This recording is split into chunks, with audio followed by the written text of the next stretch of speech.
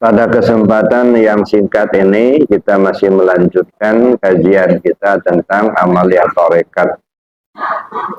Di sini pengusahabah di bukunya Miftahus Sudur mengatakan qala Syekh Al-Qadiri rawa Ibnu Hibban fi sahih marfu'an la yadhkuruna qaumun fid dunya 'ala al-firashil mahmadah yudkhiluhumullahu al-jannatil 'ula wa fihi dalilun 'ala anna al-muluk wal amara wa man yajri majrahum min ahli ad-dunya wal manasib la tamna'uhum hasamatuhum wa rafahatuhum an dzikrillahi ta'ala wa hum fi dzalika majurun masabun yudkhiluhumullahu bi rahmatihil jannatil 'ula al-anwarul qadsiyah.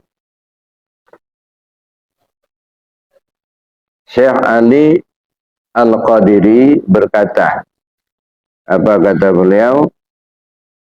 Ada kaum yang ingat kepada Allah di atas kasur yang terbentang. Allah tetap memasukkan mereka ke dalam surga yang tinggi. La yadhkuruna qaumun fid dunya ala firashil muhmadah yudkhiluhumullahu al-jannatul 'ula. Ada kaum yang berzikir kepada Allah, sedang mereka itu tidur di atas kasur yang empuk, kasur yang terbentang. Mereka tetap dimasukkan Allah ke dalam surga. Apa yang dimukakan itu menjadi dalil bahwa para raja, para presiden, para gubernur, para menteri, para penguasa, dan seluruh warga dunia yang mempunyai kedudukan tinggi, kedudukan derajat tinggi sebagai presiden, penguasa, menteri,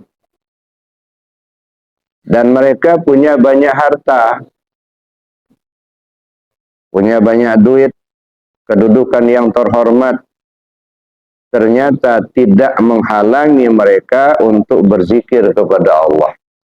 Nah, mereka tetap mendapatkan ganjaran pahala dari Allah dan mendapatkan rahmat dari Allah. Allah akan memasukkan mereka ke dalam surga yang tinggi. Jadi Bapak Ibu yang saya hormati, ini menjadi dalil, ya. Ternyata zikir kepada Allah atau mengingat Allah itu bukan hanya oleh golongan tertentu saja. Ya, bukan hanya orang-orang yang lemah, orang-orang yang miskin, orang-orang yang nggak punya duit, atau orang-orang frustasi, enggak, Pak. Ya, zikir kepada Allah, mengingat Allah itu kebutuhan semua orang. Apakah dia orang kaya, orang miskin, pejabat, atau rakyat jelata, ya semua orang butuh zikir.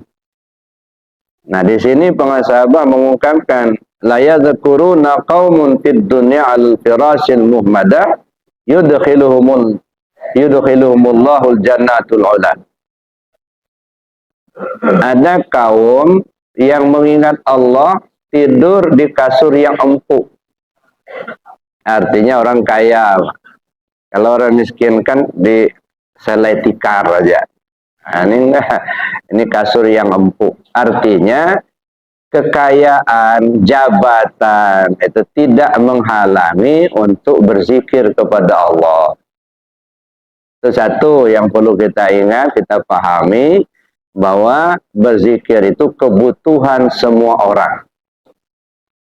Maka sering saya katakan, zikir itu bukan kewajiban.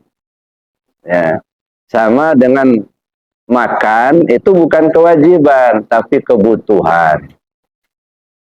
Bedanya kalau makan nasi itu kebutuhan tubuh, sedangkan zikir itu kebutuhan ruh. Nah, jangankan kita manusia, Pak, ya, cacing aja yang lemah itu zikir kepada Allah. Kalau dia nggak zikir, nggak bisa menembus tanah yang keras, nah. Jangankan cacing, binatang, tumbuh-tumbuhan berzikir. Yusabbihu lahu ma fis samawati wal ard. Semua isi langit dan bumi bertasbih kepada Allah. Ini yang saya alami beberapa waktu yang lalu, Bapak Ibu. Saya bawa jamaah ziarah ke Krui.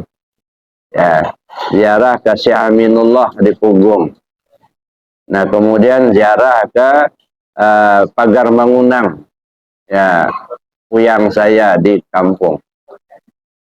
Itu kami sedang berzikir di Syekh Aminullah, ada kejadian aneh. Menurut saya aneh. Angin bertiup ke arah depan, harusnya semua daun-daun pohon itu mengarah ke sana. Tapi ada dua pohon, angin bertiup ke sana, tapi mereka bergeser berdua saja. Berdua.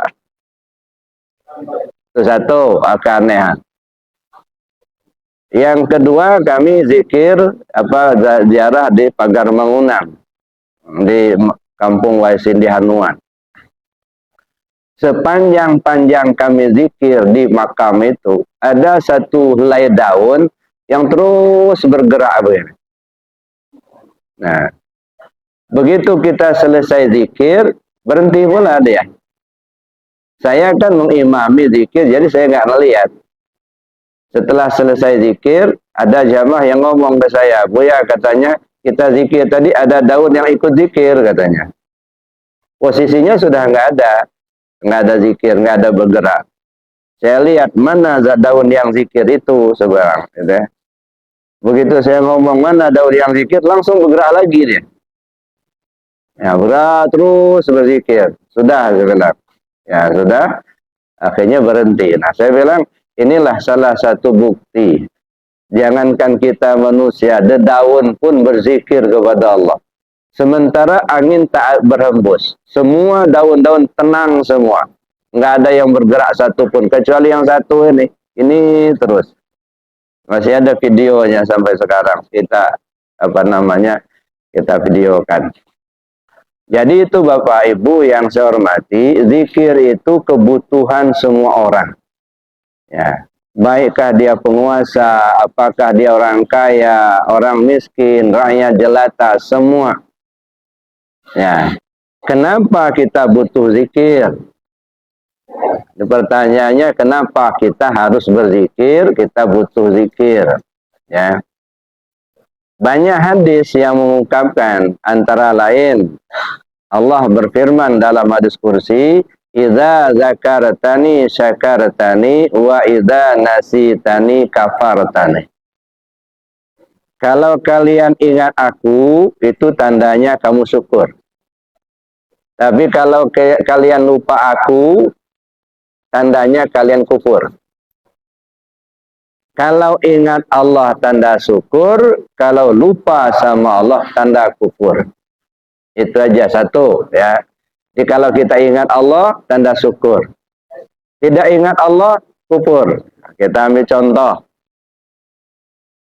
Ini air. Ya. Sedunia ini tak ada orang yang bisa bikin air. Ya. Paling-paling ngebor tanah, keluar air, disuling, masuk, dikemas, masuk plastik, ini dijual. Tapi yang bikin air nggak ada. Ini sekarang lagi kemarau, kewalahan kita. Nggak ada yang bisa nurunkan hujan. Ada. Iya.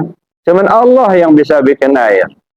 Air ini sejak dari semula dijadikan Allah sampai sekarang, dia tidak pernah berkurang dan tidak pernah berlebih. Ya. Dia tetap. Mungkin di daerah kita ini berkurang, tapi dia pergi ke daerah lain. Dan air ini tidak pernah terkontaminasi dengan kotoran. Kalaupun dia tercampur kotoran, hanya kotoran itulah yang kotor. Nanti airnya menguap. Berangkat dia, bersih lagi, kotoran tinggal. Nah, beda dengan kita ini. Ya, megang duit dikit aja udah terkontaminasi sama duit yang kamu zikir lagi ya. Ya. Kalau air enggak terkontaminasi. Biar sebanyak apapun kotoran yang masuk ke air, yang air tetap bersih. Yang kotor itu ya kotoran, kata ya. Nanti airnya menguap, bersih lagi. Nah, ini air, ya. Dan ini kebutuhan kita. Ya, siapapun butuh air. Sampai-sampai ada istilahnya apa? Air kehidupan katanya. Ya, air kehidupan. Artinya apa? Dengan air semua manusia butuh. Ya, kita haus. Nah, silakan minum, Pak. Apa-apa. Ya. Saya nggak tahu ini airnya bisa diminum apa tidak nih. Bisa ya? Coba kita cek dulu lah.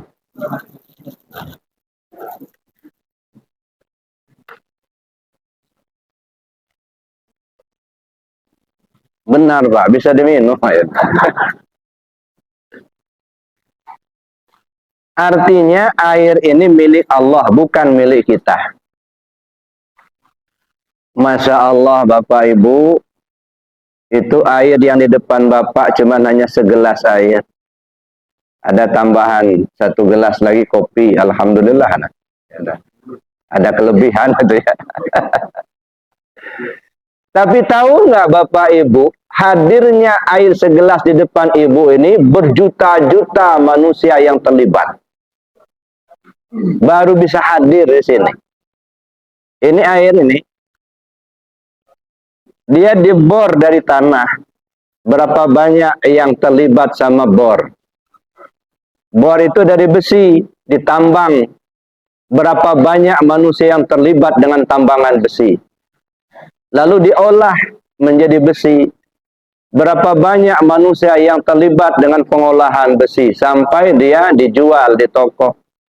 Berapa banyak manusia yang mengangkut yang terlibat dengan besi.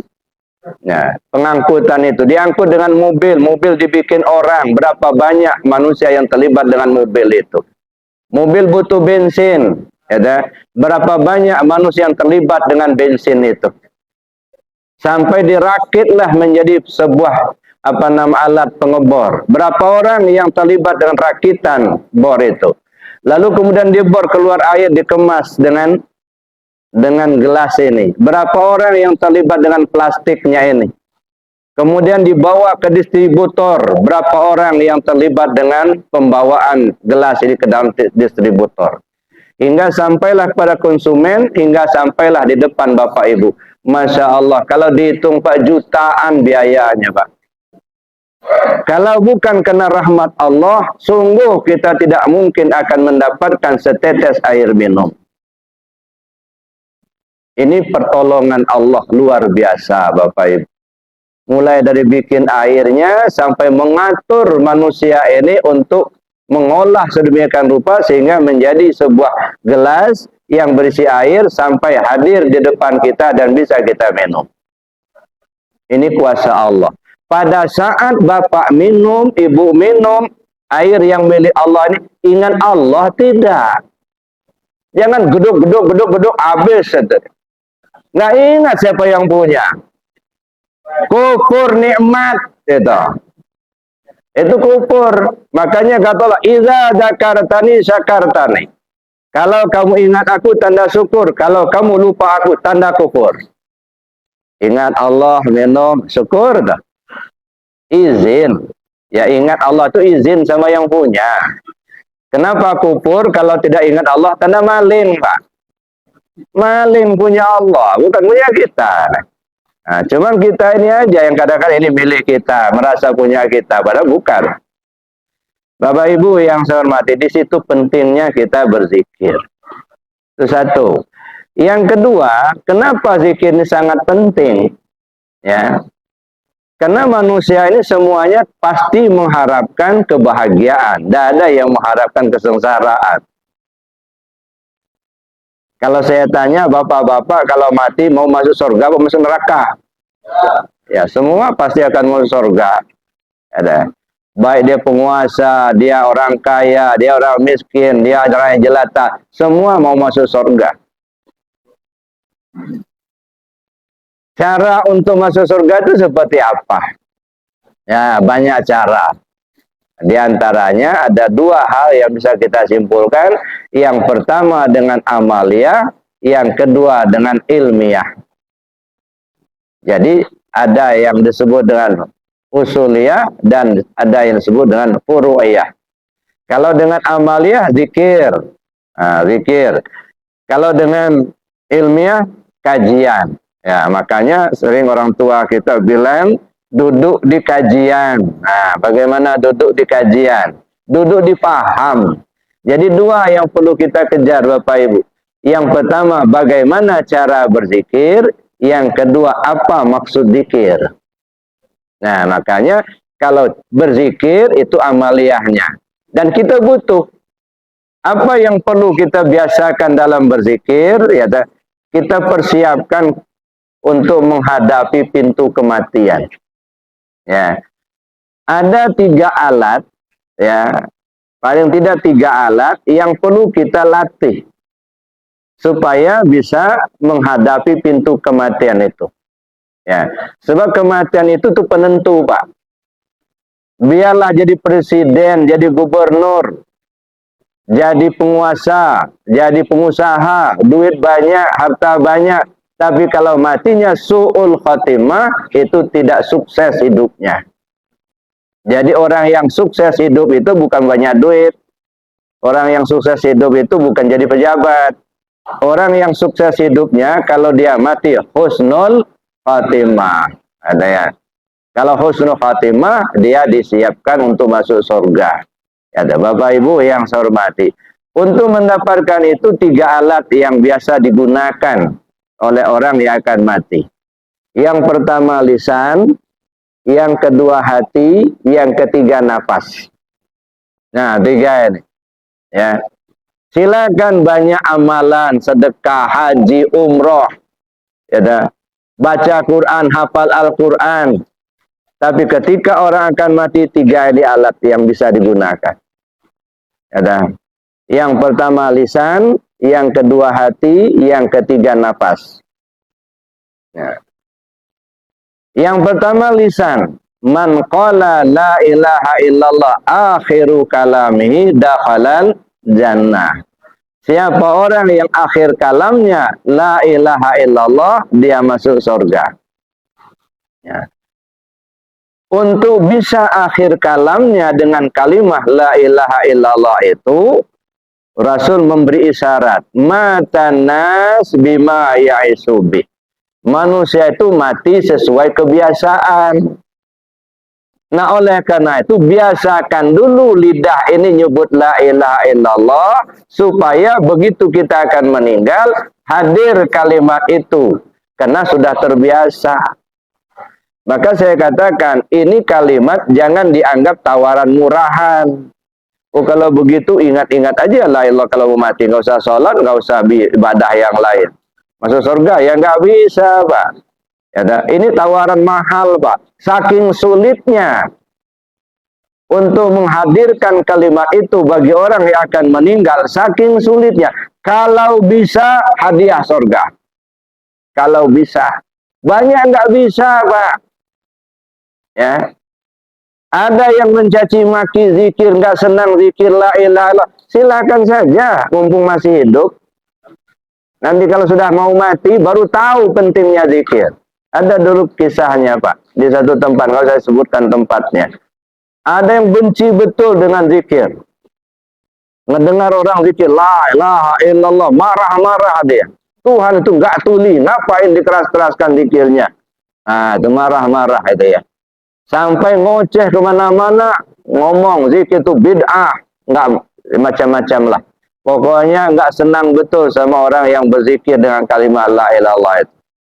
Tapi yang namanya ya orang ya diam aja, mau diapain orang nggak senang, ya udah dikasih tahu juga nggak mau, ya sudah, sehingga dia ngoceh-ngoceh, nyalah-nyalain orang zikir. Dalalahnya Pak, mohon ampun sama Allah, ketika dia akan meninggal masuk ke WC, hilang akalnya, diubek-ubeknya kotorannya. Meninggal dalam WC, menjulur lidahnya. Apa itu yang mau dimaukan? Coba lihat orang yang ahli zikir, la ilaha illallah, Imam Ghazali, ya. Begitu beliau akan meninggal dalam kisahnya, dia mandi dulu. Sehari sebelumnya dia sudah beli kain kafan dari pasar. Sudah disiapin sama dia. Dia mandi bersih-bersih, sudah mandi, dia bungkus badannya dengan kain kafan. Dia sendiri yang ngebungkus. Lalu dipanggilnya, ya saudara-saudaranya, anak-anaknya. Kumpullah mereka. Posisi sudah terbungkus kain kafan. Saya mau pulang, katanya. Kalian yang rukun-rukun, banyak nasihatnya. Selesai dia ngasih nasihat, la ilaha illallah. Lewat. Mana yang bagus, yang ngubek-ngubek kotoran atau yang semacam ini?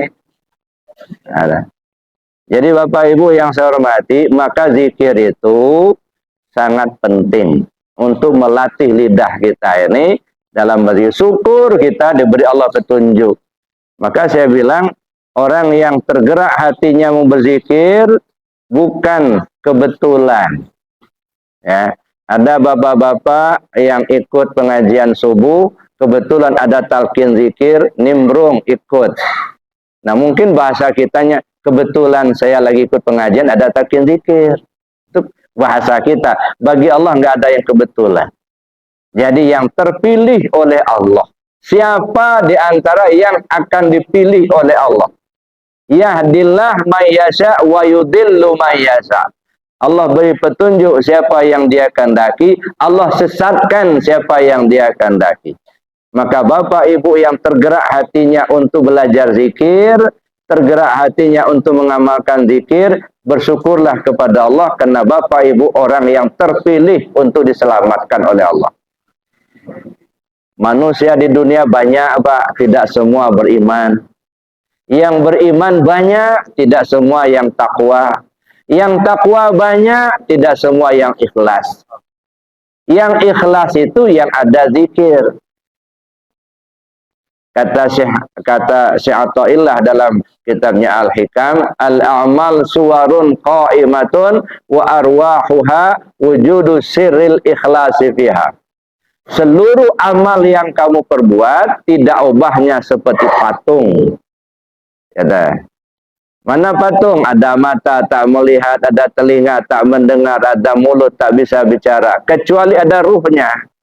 Ruh daripada amal itu adalah sirrul ikhlas. Wa arwahuha wujudu sirril ikhlasi fiha.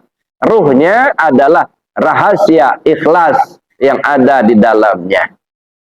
Rahasia ikhlas apa? Zikir. Tidak mungkin bisa ikhlas tanpa zikir. Ya. Dengan adanya zikir, maka akan sampailah kita kepada tingkat ikhlas. Dengan ikhlas, membuat amal kita menjadi hidup. Nah, baru bisa nolong kita, Pak. Jadi kalau kita sholat tidak ikhlas, itu patung sholat, Pak. Haji tidak ikhlas, patung haji. Zikir tidak ikhlas, patung zikir. Maka kata Nabi, jangan bikin patung.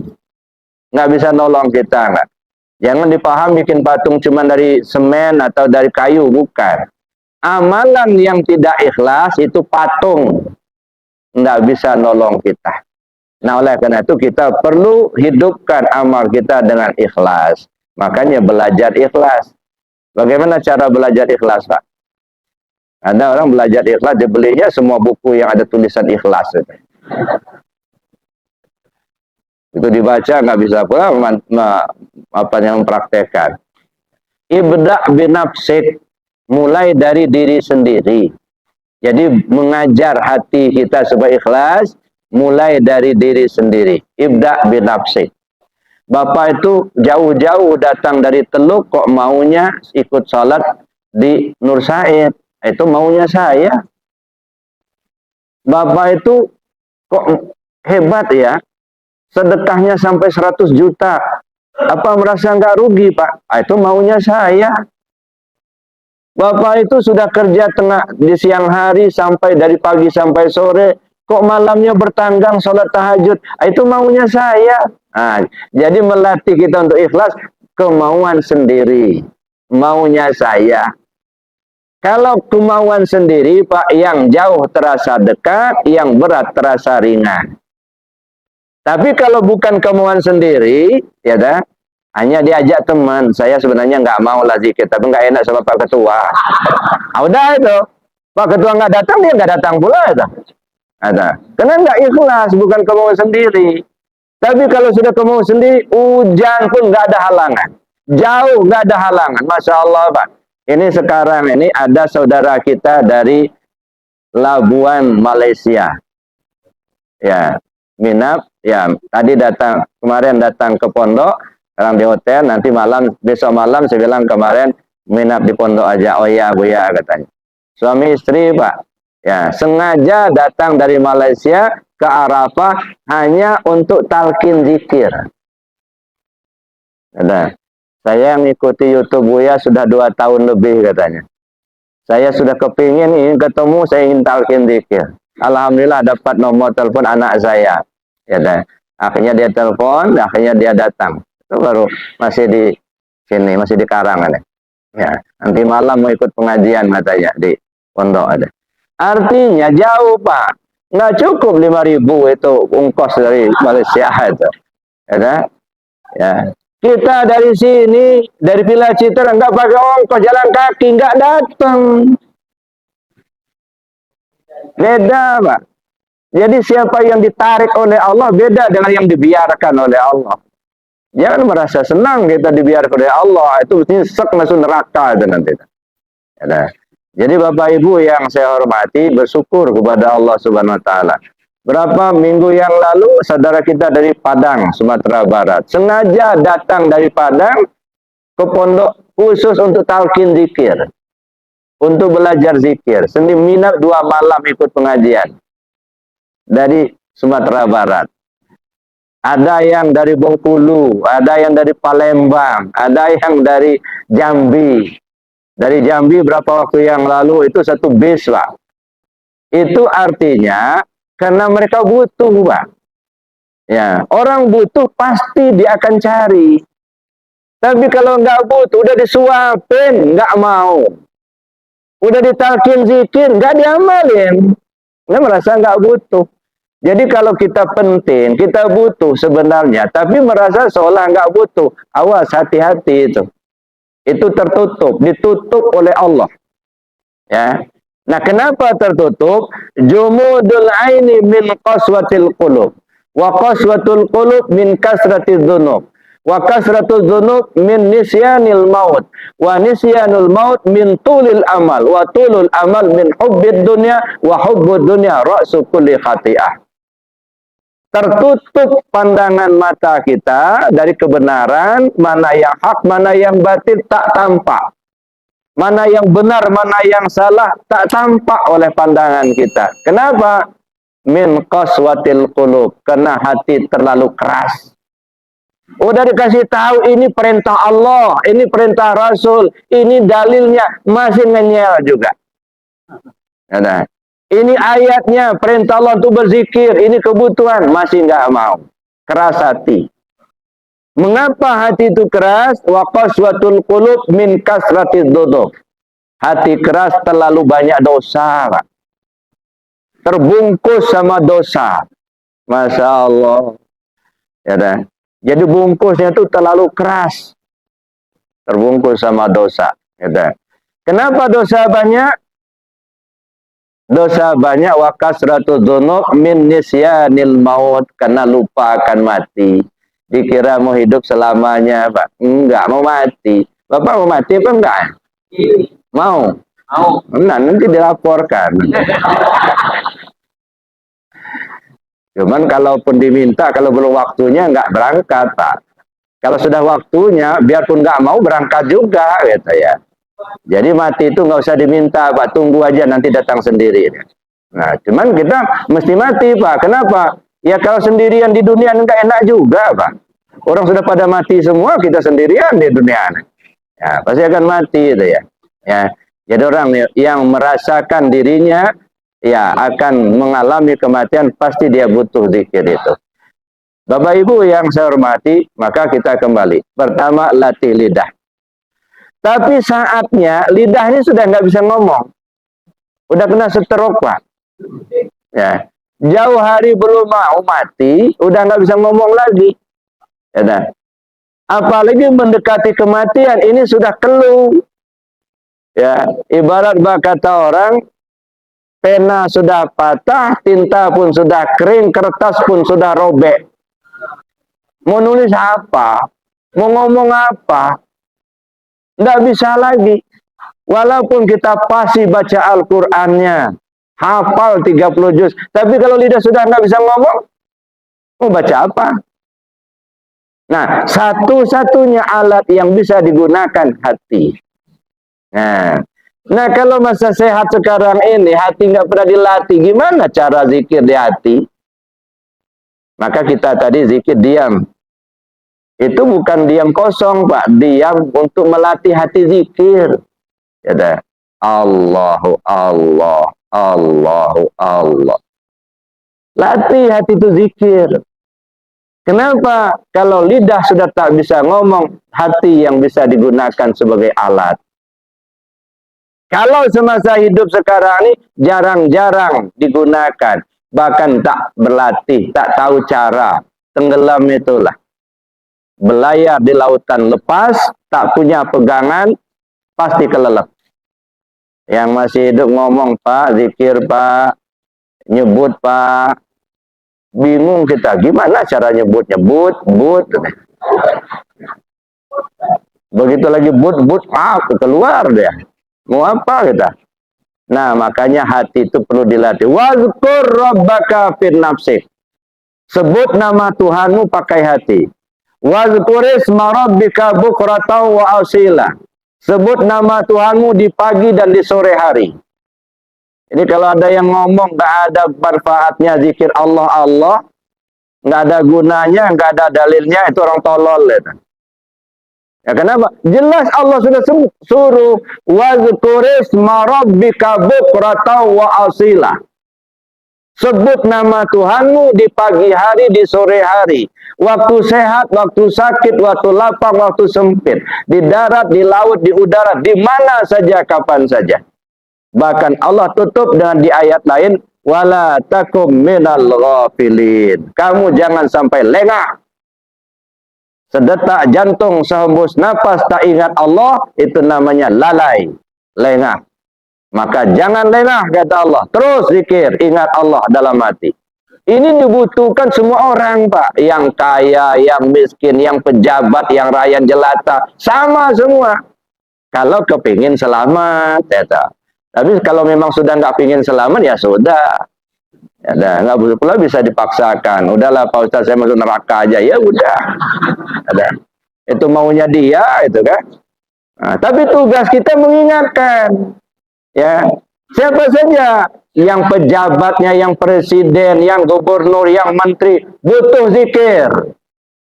Kalau hati itu ingat kepada Allah, kan sering saya sampaikan.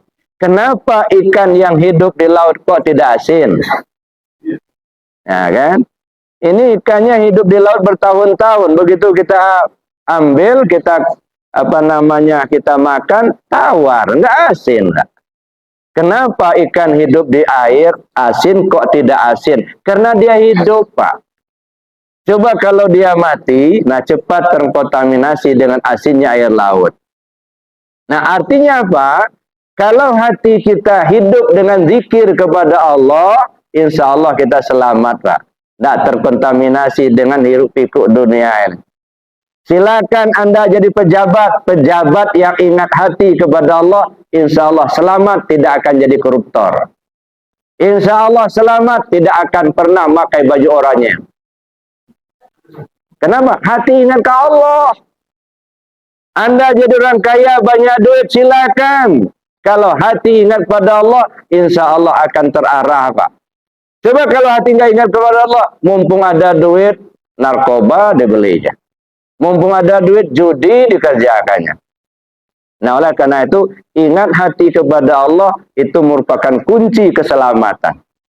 Nah, oleh karena itu, jangan pernah kita mengabaikan zikir ini, Pak.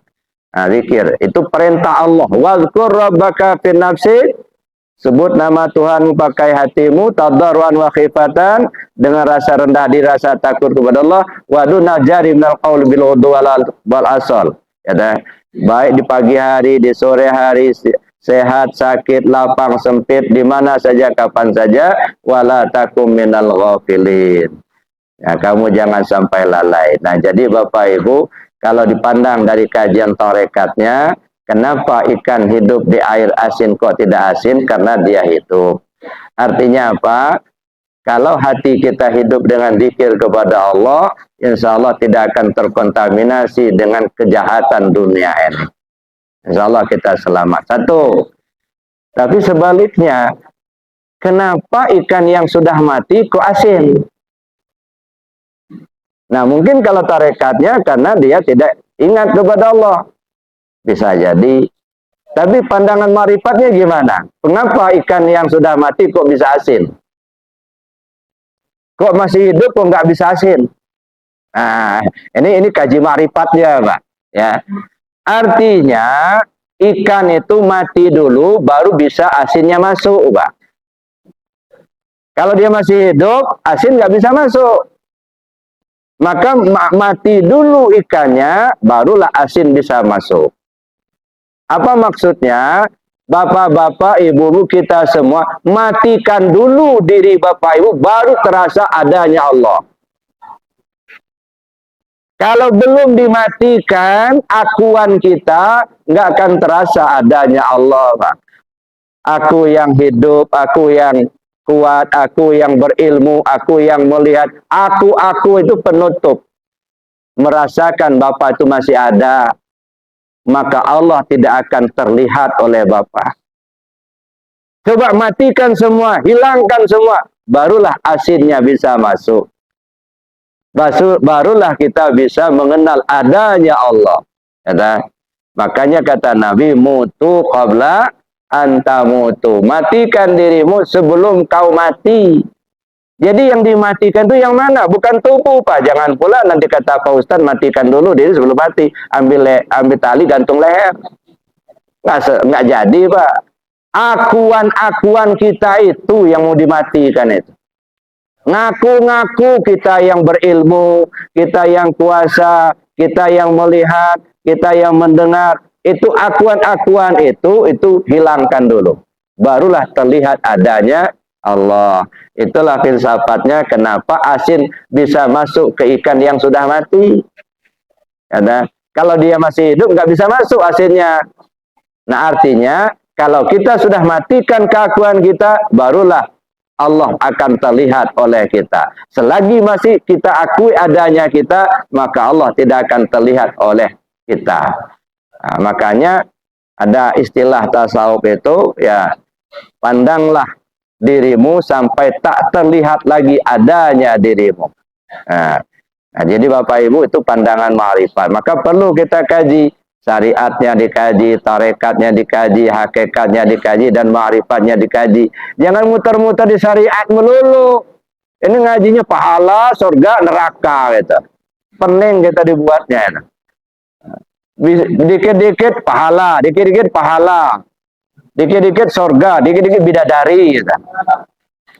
Makanya saya bilang, sudahlah Pak, kita sudah tua-tua begini, singkirkan dulu lah pikiran kita di pahala-pahala itu. Ya, nggak usah dipikirin. Kenapa nggak usah dipikirin? Karena itu otomatis. Sama ya'mal misqala dzarratin khairan yarah wa may ya'mal misqala dzarratin syarran yarah. Asal berbuat baik dikasih pahala. Asal berbuat jahat dikasih dosa. Maka nggak perlu diminta dan tidak usah dihitung-hitung, Pak. Ya, udah berapa karung pahalanya? Ada. Kayaknya sudah masuk surga benar ini. Belum tentu, Pak. Ada, ya, yang perlu kita pikirkan bagaimana cara berbuat baik sebanyak-banyaknya, itu aja. Mau dikasih pahala mau enggak terserah.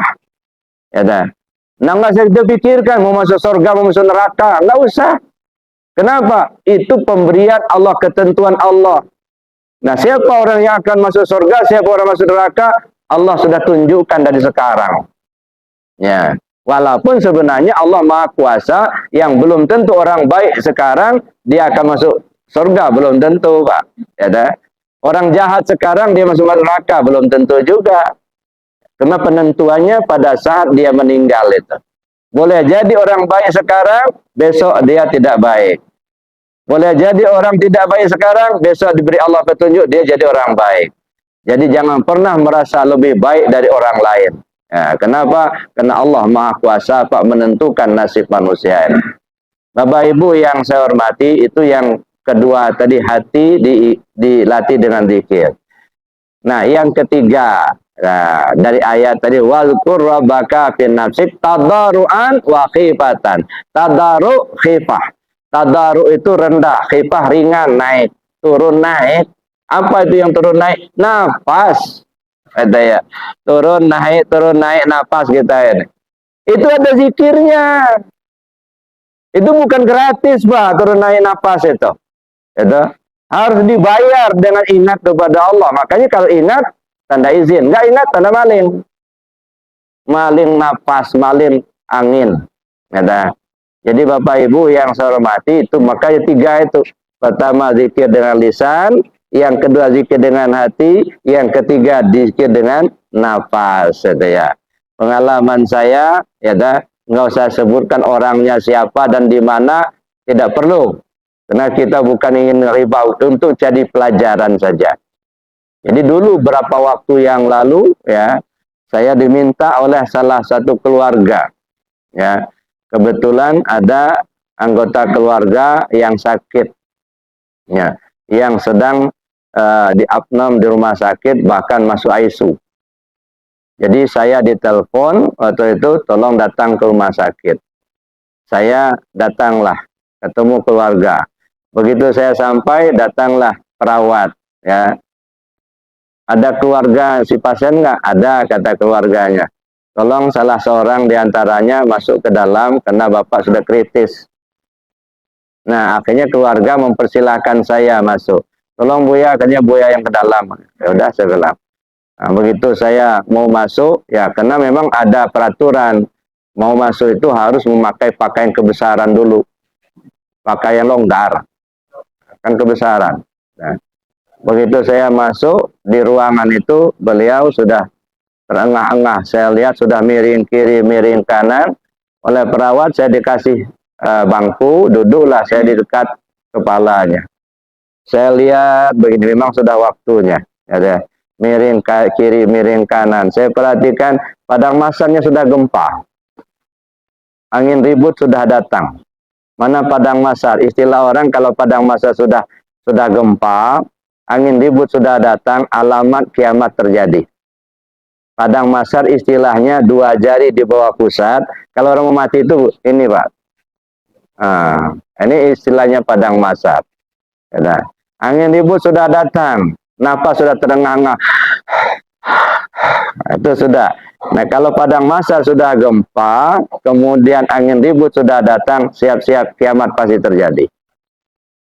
Jadi saya lihat sudah terjadi itu. Nah, saya tekan dadanya. Pak, saya bilang, ingat Allah, sekarang saatnya mau pulang. Masih aja miring kiri, miring kanan. Pak, ikut saya bilang. Saya bimbing dengan la ilaha illallah.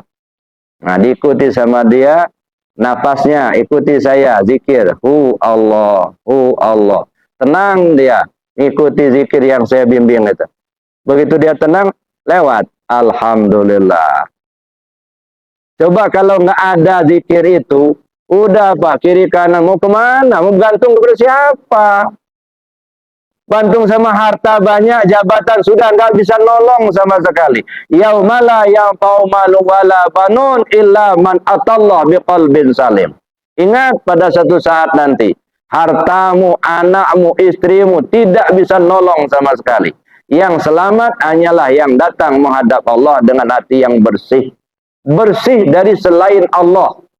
Maka latih hati itu selalu ingat ke Allah supaya tersingkir selain daripada Allah. Silakan punya harta yang banyak, tapi cukup digenggam dengan tangan saja, Pak. Jangan masuk hati. Kalau masuk hati, itu kedalaman, terlalu kuat nanti. Cukup digenggam sama tangan aja. Gampang kita melepaskan. Kasihkan ke sana, kasihkan ke sini. Karena masih digenggam di tangan. Coba kalau sudah masuk hati, waduh, nggak bisa lepas lagi nanti, Pak. Ya, jadi oleh karena itu Bapak Ibu yang saya hormati, 3 zikir ini saya sarankan supaya dibiasakan. Zikir jahat dengan kalimat la ilaha illallah, zikir hati dengan ismu zat, zikir anfusiah dengan Allah. Cuman ini perlu kita pelajari dengan orang yang ahlinya, supaya kita ada sanad tersambung, Pak. Ya, jangan hanya ngamalkan nggak ada sanadnya. Kita nggak mengambil dari yang ahlinya, ya teh. Khawatirnya nyaman kita tidur di gerbong kereta, pikiran kita sudah mau nyampai, nggak tahunya lokomotifnya jalan, gerbongnya tinggal. Kenapa? Nggak nyantol, Pak. Sanadnya nggak nyantol. Nah, makanya perlu talqin zikir itu untuk menyantolkan ruh kita kepada ruh guru di atas sampai kepada junjungan kita Nabi besar Muhammad sallallahu alaihi wasallam. Bapak Ibu yang saya hormati, karena waktu yang sangat terbatas, saya kira demikian materi yang dapat saya sampaikan. Mungkin kita kembangkan dengan diskusi kalau masih ada pertanyaan. Sementara saya akhiri dulu. Assalamualaikum warahmatullahi wabarakatuh. Kemudian proses pasannya apa dari Iwan yang di luar negeri.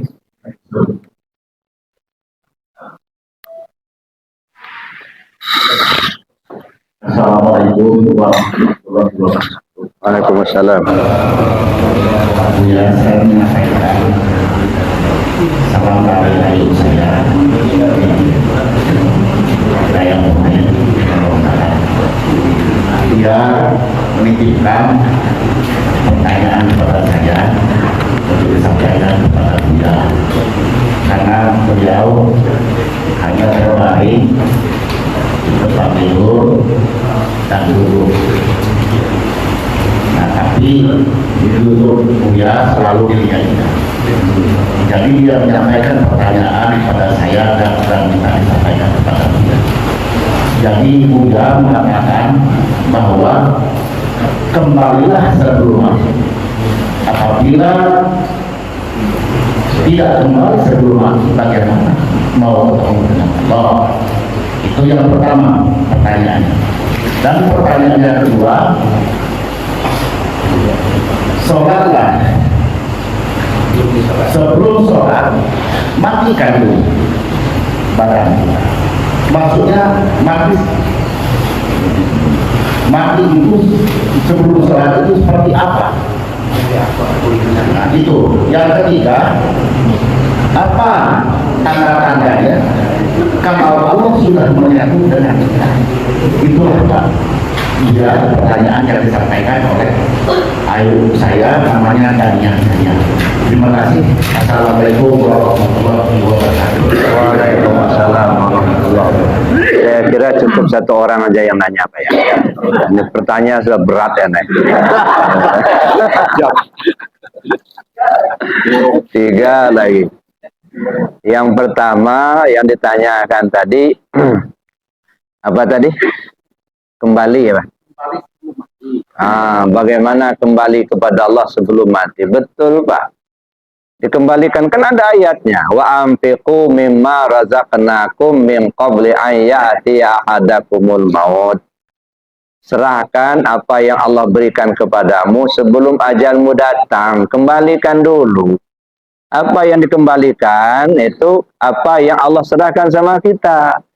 Coba saya tanya, bapak-bapak punya ruh apa tidak? Punya.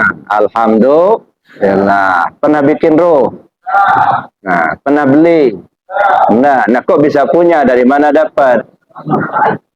Nah, bikin nggak pernah, beli nggak pernah, nanam pun nggak pernah, kok punya? Yang bikin siapa? Allah. Fanafaktu fihi min ruhi. Aku tiupkan ruhku. Ruhnya siapa itu? Ruhnya Allah, bukan ruh kamu, bukan. Cuman kita ngaku punya. Nah, ngaku punya itu kembalikan itu. Kembalikan, jangan ngaku-ngaku punya. Kalau nggak punya apa? Bohong kita nanti. Inilah kita sampai tua ngebohongin diri sendiri kita. Ngaku punya padahal nggak punya gitu. Ya, nah kita merasa mendengar. Telinga kita mendengar. Apa telinga kita mendengar? Iya katanya. Ya, coba lihat mayat. Mayat ada telinga nggak? Ada. Telinga mayat nggak dengar nggak? Enggak lagi. Berarti bukan telinga yang ngedengar itu. Yang ngedengar itu sama. Sama itu punya siapa? Punya Allah, bukan punya kita. Nah, balikan Allah yang mendengar, bukan kita. Ada?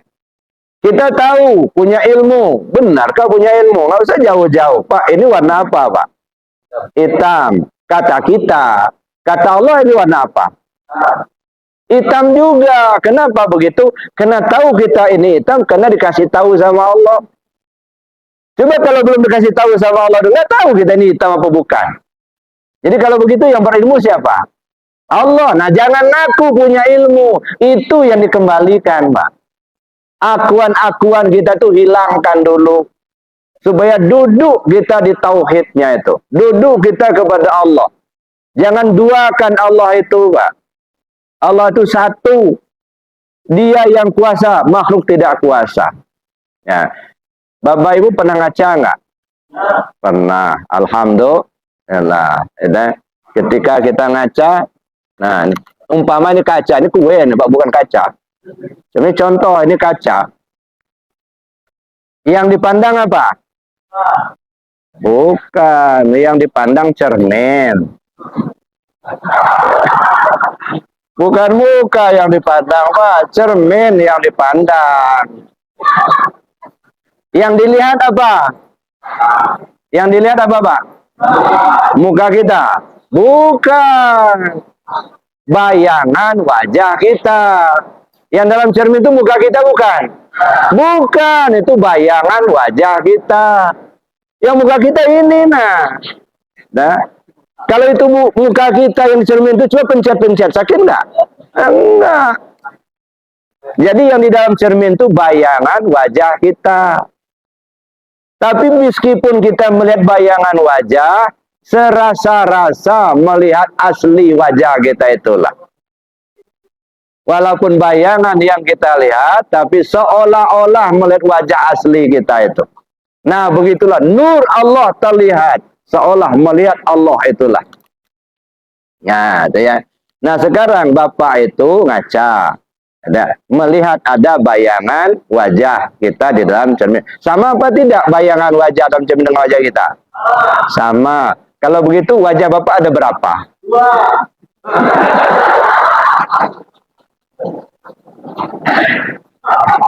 Masya Allah.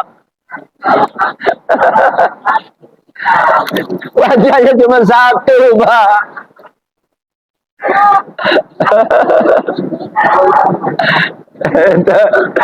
Ya. Ini kalau cerminnya dibuang, masih ada nggak bayang dalam itu? Nggak ada, berarti satu wajah Bapak itu. Nah, begitulah kita melihat tauhid itu, Pak. Kita ini banyak tertutup oleh bayangan. Ya, ini bayangan semua. Ya. Kadang-kadang kita ditutupi oleh bentuk. Padahal Allah itu muhitul lil alamin, meliputi semua alam. Bagi mereka yang paham, Allah itu begitu jelas terlihat, Pak. Tapi yang nggak ngerti, nggak ngelihat adanya Allah. Jadi kalau kita nggak ngelihat adanya Allah, bukan Allahnya yang nggak ada, Pak, kitanya yang buta. Ya, man nazara syai'an wa lam yarallahu fihi fanadharuhu batil. Siapa orang yang memandang sesuatu yang dia tidak melihat adanya Allah di sesuatu yang dia pandang, itu pandangan sia-sia belaka. Jadi itu, Pak, kembali kepada Allah sebelum ajalmu tiba. Jadi 4 yang dikembalikan tuh, Pak. Kenapa 4? Karena diri kita ini 4 lapis. Ada tubuh, ada hati, ada nyawa, ada rahasia diri. Tubuh kembali ke Allah, hati kembali ke Allah, nyawa kembali ke Allah, rahasia diri kembali ke Allah. Kapan? Sebelum ajal tiba. Itu yang saya sebut itu kembali sebelum ajal tiba, sebelum mati. Satu. Nah, makanya pertanyaannya berat-berat ini. Yang kedua apa tadi, Pak? Yang kedua pertanyaannya kalau harus kembalikan dulu, Pak. Nah, bahasa tasawufnya hilangkan diri. Kalau mati kan sudah tadi dimatikan. Ya, sekarang hilangkan diri dulu. Sebelum kita sholat, menghilangkan diri. Nah, bagaimana cara menghilangkan diri? Bukan nyumput, Pak. Ya, menghilangkan keakuan diri kita. Bagaimana mungkin kita akan menemui Allah kalau kita masih mengaku adanya kita? Hilangkan dulu diri kita ini. Ada, baru kita bisa merasakan sholat. Makanya untuk khusus sholat itu ilmunya harus lengkap, Pak. Ya, jadi nggak ada ilmu khusyuk, nggak ada. Yang ada ilmu tentang sholat. Kalau ilmu tentang sholatnya lengkap, khusyuk datang sendiri, Pak. Mana ilmu tentang sholat? Pertama tentu tahu dalam ilmu syariatnya.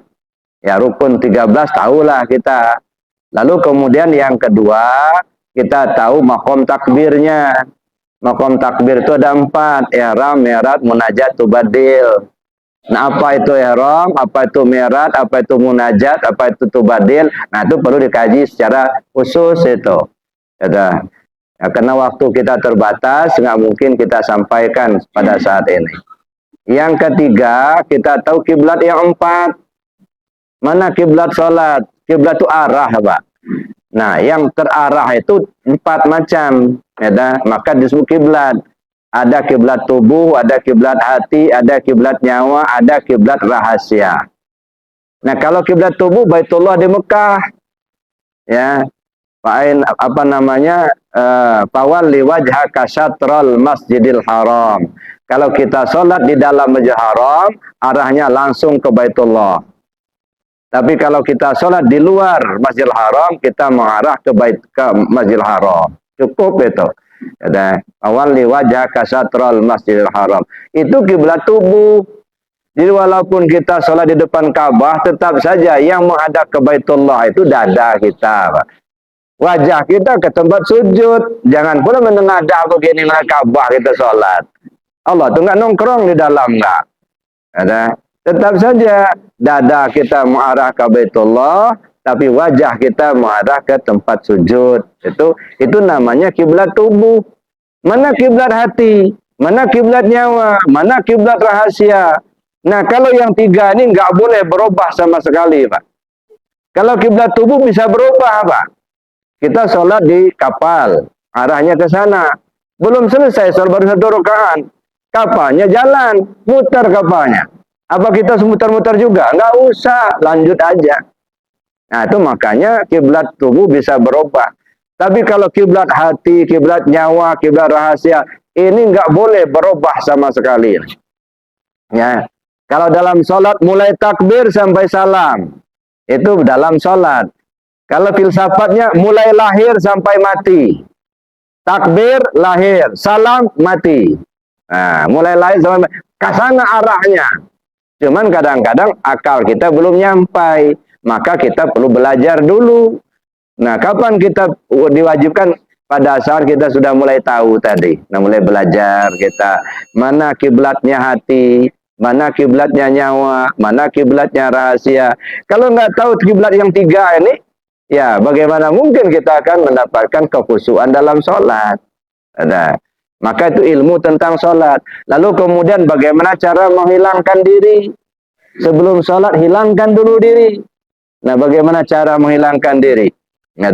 Bagi mereka yang ahlinya, kalau Allah mentakdirkan, Pak, begitu takbir, Allahu Akbar, hilang, tak terlihat lagi oleh mata. Bagi mereka yang ahlinya, ya, begitu takbir, bukan saja khusyuk, Pak, dirinya sudah nggak kelihatan. Ini namanya timbang terima, khusus, ya, kalau Allah mentakdirkan. Tapi nggak usah diharap-harap yang begitu, Pak. Nggak, kalau bukan bagian kita, nggak dapat juga, nggak. Nah, itu diantara ilmu-ilmu tentang sholat. Jadi, mematikan diri, itu menghilangkan diri sebelum kita sholat. Ya, hilangkan keakuan diri kita. Dan terakhir, apa tadi? Ya, ciri-cirinya kalau Allah sudah bukan menyatu, Pak. Kita ini bukan menyatu sama Allah, bukan. Ya, tugas kita bukan menyatu dengan Allah, bukan. Dan bukan untuk jadi Allah, bukan. Tugas kita menghilangkan adanya diri kita. Kalau sudah hilang, yang tinggal hanya ada Allah saja. Ya, kalau menyatu berarti 2, Pak. Ada yang tempat menyatu, ada yang bersatu. Ulul namanya ada. Kita bukan menyatu, ya, tetapi menghilangkan apa yang ada pada kita untuk kita isbatkan hanya kepada Allah semata. La ilaha illallah. Itu kalimatnya itu. Jadi artinya menghilangkan keakuan diri kita. Kalau kita sudah hilang, kan kosong. Nah, kalau seorang yang tinggal siapa? Hanya Allah. Nah, itu ya. Jadi cara kita untuk itu hilangkan diri dulu. Maka nafi isbat. Maka iman itu saya bilang dulu ya. Iman kita ini ada 3. Kalau istilah saya imannya anak-anak, imannya orang dewasa, imannya orang tua. Kalau imannya anak-anak apa? Percaya Allah ada, percaya Allah melihat, percaya Allah hidup, percaya Allah itu mendengar. Itu imannya anak-anak yang begitu. Baru sekedar percaya. Imannya orang dewasa tidak sekedar percaya, merasa bersama Allah, merasa dilihat Allah, merasa didengar Allah. Ini imannya orang dewasa. Dalam bahasa tasawufnya iman mutawasid. Tapi di tingkat ini, ketika dilihat dari tingkat yang ketiga. Tingkat yang ketiga apa? Tidak lagi merasa bersama Allah, enggak. Kalau masih merasa bersama Allah, masih mendua itu. Masih syirik itu. Tidak lagi merasa dilihat Allah, tidak. Kalau masih merasa dilihat Allah, berarti ada 2. Ada yang melihat, ada yang dilihat. Nah, masih syirik juga. Ya, tapi untuk makom mereka yang ada di situ sah-sah saja. Itulah dia tahu. Fazkurullah ala mahadakum. Berzikir pada Allah sesuai yang ditunjukkan. Nah, tapi di makom yang ketiga ini yang saya sebut dengan imannya orang tua. Tidak lagi merasa bersama Allah, tetapi merasakan ketiadaan dirinya. Yang ada hanya Allah. Nah, hanya satu. Ya, tidak lagi merasa dilihat Allah. Enggak, apa mau dilihat Allah? Memang Allah itulah yang melihat. Ya, yang dilihat itu enggak ada. Yang ada hanya Allah. Ya, nah, itu makanya al-abid wal ma'bud wahid. Yang nyembah dan yang disembah satu. Tapi ketika kita bicara satu, kita harus pisahkan dulu. Ibarat kita ini apa? Ini buah. Yang kita lihat kan cuma satu buah. Coba kaji buah, ada kulitnya, ada dagingnya, ada isinya, ada rasanya, kan begitu. Nah, kalau kita simpulkan apa? Ada kulit bagian luar, ada daging bagian dalam. Ada. Nah, jadi kalau kita katakan satu buah, betul satu buah. Ada. Maka abid wal ma'bud wahid, yang nyembah dan yang nyembah satu. Kenapa? Karena yang namanya ibadah itu adalah penyaksian zat kepada sifat. Zat menyaksikan sifat, ya, sifat memuji zat. Jadi zat menguji sifat dengan afalnya, sifat memuji zat dengan asma'nya. Af'alnya af'al Allah, sifatnya sifat Allah, asma'nya asma Allah, af'alnya sifatnya sifat, zatnya zat Allah. Ya, jadi zat, sifat, asma dan af'al. Zatnya zat Allah, sifatnya sifat Allah, af'alnya af'al Allah, asmanya asma Allah. Punya dia semua. Maka orang bilang al-abid wal-ma'bud satu, gitu. Bukan Tuhan menyembah Tuhan, bukan. Yang berbuat sifat. Nah, Bapak kalau makan mangga, yang dinikmati apanya? Rasanya. Tapi yang dimakan apa? Mangganya, gitu. Garam, gitu. Yang kita beli garam, Pak. Tapi yang kita butuhkan asinnya, gitu. Beli garam tapi nggak asin. Ya, bukan garam namanya itu. Ya, pupuk urea itu. Kan lebih sama itu. Gitu. Jadi yang dibeli garam, yang dibutuhkan asin. Yang dibeli gula, yang dibutuhkan manis, bukan asin. Ya. Jadi itu Pak, jadi maksudnya menghilangkan itu dulu ya. Jadi artinya hilangkan keakuan diri untuk kita isbatkan hanya kepada Allah semata. Baik Bapak Ibu, karena waktu mungkin kita cukupkan demikian. Mari kita tutup dengan doa dan kafarat majelis. Ya, dia ada doa, ada yang ulang tahun, ibu ayah, di sebelah ada ulang tahun, oh, nyanyi apa doa? Doa. Yang sering berpantun itu. Iya, kalau nyanyi kan boleh selamat ulang tahun. Pak Suryadi yang ahli nyanyi itu. Kalau enggak Pak Ripto, mana Pak Ripto? Ya baik, kita doakan mudah-mudahan Ibu siapa? Ria Arifin. Ibu Ria dipanjangkan umurnya, disehatkan jasmani dan rohaninya, diberikan rezeki yang banyak, yang halal, amin Allahumma amin. Pada akhirnya mati dengan husnul khatimah. Amin Allahumma. A'udzubillahi minasyaitonir rajim. Bismillahirrahmanirrahim. Alhamdulillahirabbil alamin hamdan yuwafi ni'amahu wa fi mazidah. Ya Rabbana lakal hamdu kama yanbaghi lil jalali wajhikal karim wal azim sultanik. Allahumma shalli ala sayyidina Muhammad salatan tunjina biha min jami'il ahwali wal afat wa taqdi lana biha ya Allah jami'al hajat wa tutahhiruna biha jami'al sayiat wa tarfa'una biha 'indaka lad darajat wa tuballighuna asal ayati min jami'il khairat fil hayati ba'da al-mamat. Innal ladzina yubayyi'unaka innama yubayyi'una Allah yadullahu fawqa aydihim faman nakasa fa innama yankusu 'ala nafsihi wa man nafa bima adallahu Allah fa saytajibul 'azima. Rabbana ighfir lana dzunubana wa li abaina wa li ummahatina wa li ajdadina jaddatina wa li asatidina wa li masyayikhina wa liman ahabba ilaina wa liman ahsana ilaina wa liman nawainahu minal muslimina wal muslimat wal mu'minina wal mu'minatin ahya'i minhum wal amwat. Rabbana zalamna anfusana zalman kabiran katsira wa la yaghfiru dzunubana illa anta faghfir lana ya Allah ma qaddamna wa ma akharna wa ma asrarna wa ma a'lanna wa ma asrafna wa ma anta alau bi minna antal muqaddim wa antal muakhir. La ilaha illa anta ya muqallibal qulub sabbit qulubana ala dinika wa ala ta'atik.